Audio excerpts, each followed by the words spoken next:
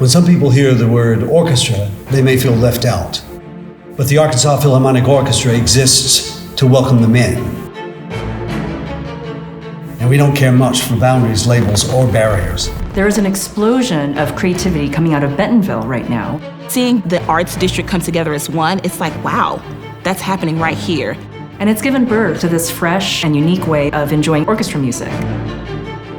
And we're out here strengthening the community through youth programming.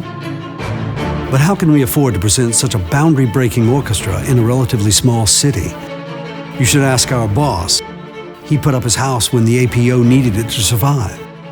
Okay, yes, I did once do that. Because when students come here, they know that they're part of something bigger.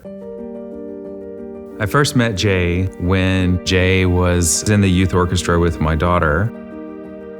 As I got closer to their family, I realized that things weren't always easy. Home wasn't a safe place for me. My father was a hurt person who ended up hurting people. When he was given the opportunity to join the APYO, we found people that were accepting and it was safe for us. He did start excelling on the violin.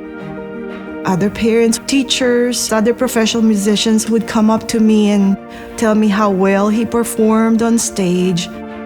But we noticed that his instrument was quite inferior to his talent. Playing these beautiful instruments is not cheap. So the APYO was able to get Jay a new instrument that allowed him to just fly. And what really happened? It doesn't matter. Why not? Because it doesn't matter. Okay, we'll cut it out in the end. What actually happened? My wife, Jenny, and I were the private donors. Orchestral music emboldened Jay.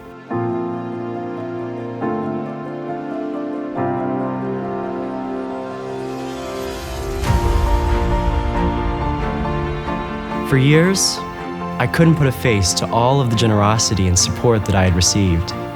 But that's going to change today.